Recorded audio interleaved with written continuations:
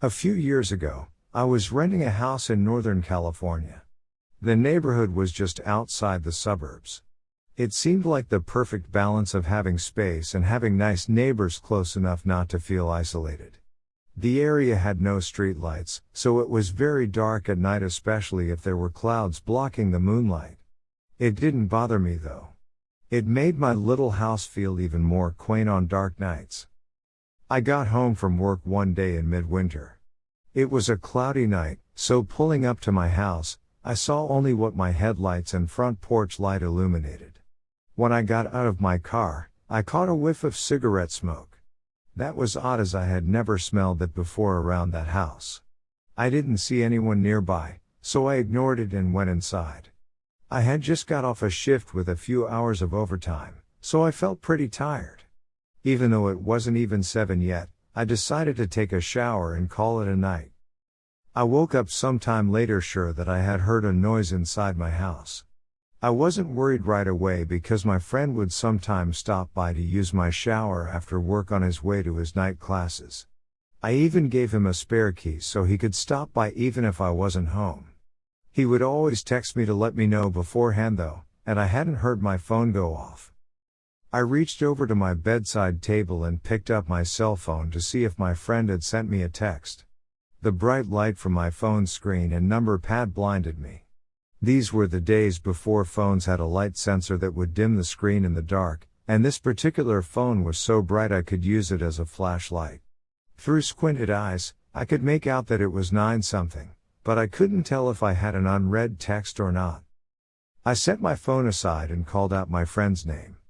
There were a couple of seconds of silence before I heard loud footfalls as someone started running through the bottom floor of my house. I leapt out of bed and ran to the closet. They were already up the stairs by the time I had opened the door and stepped inside. That house had 3 rooms upstairs, 2 bedrooms on either side of the hallway, the one I was in and a spare, and a bathroom at the end. The bedroom doors were both closed, but the bathroom door was cracked open. I heard whoever was in my house thunder down the hallway past my door and into the bathroom. Thank God he did. That gave me enough time to open the attic access in the ceiling of my closet and hoist myself up.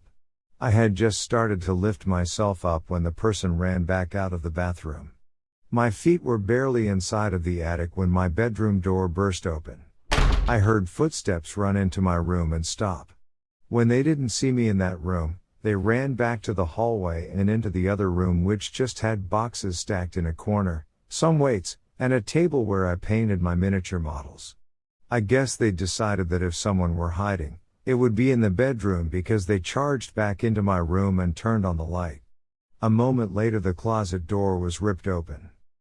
I was crouched in my attic just a foot or so away from the access, so I could try to stop them if they started to climb up.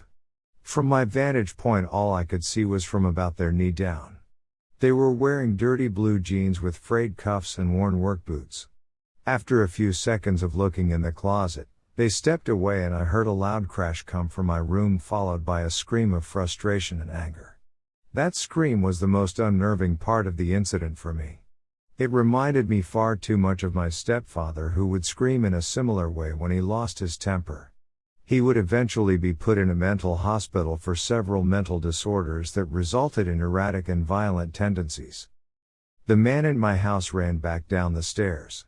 I heard crashes and clatters as things were thrown around and furniture was knocked over. I stayed crouched in the attic. I had left my cell phone when I ran for the closet, and I wasn't certain I could climb down without him hearing. After some time, the noises stopped. I started counting slowly. When I reached 1,000, I decided it was safe enough to climb down and call the police. The first thing I noticed when I exited the closet was the intruder had flipped my bed over. I assume in an attempt to find me. That was the loud noise I had heard after he stepped away from the closet. I couldn't find my cell phone, so I went to the landline by the bed and called the police. I waited in my room until I heard them call out from downstairs. The first floor was a mess, but I had expected that. Chairs had been knocked over, the sofa had been flipped. All the books, pictures and knickknacks I had on my shelves were strewn across the floor. The cupboards in the kitchen had been opened and all the boxed and canned foods had been thrown to the ground. As far as I could tell though, the only thing missing was a single knife out of the wooden block in my kitchen. The police checked the house from top to bottom. They found that the side door had been forced open by something like a crowbar. They also found a few cigarette butts along my fence line along with some foil and an empty pen tube which the police said people often use to smoke meth, so they think he had been watching my house for a while. I realized that he must have been out there smoking a cigarette when I got home. They collected up the evidence and told me I should stay with family or friends that night and get that door fixed as soon as possible. I opted to just not sleep. I moved a shelf over to block the broken door and spent the next couple hours cleaning things up. I would often go to the window with a flashlight and shine it along the fence line where the police found the cigarette butts and foil, but I didn't see anything. The next day I called to have the door fixed and motion lights installed at the back and sides of my house. I ran a phone cable up into the attic and added a landline. I never wanted to be stuck up there without a phone again. Nothing else happened at that house though. I lived there another 3 years without incident. One more precaution I took was practicing getting out of my bed, going to my closet and climbing into the attic as quickly and quietly as possible. I even kept at it when I moved, except now I go to a crawl space at the back of the closet instead of the attic. I try not to think about what would have happened if I had been a bit slower getting to the attic or if he hadn't gone into the bathroom at the end of the hall first.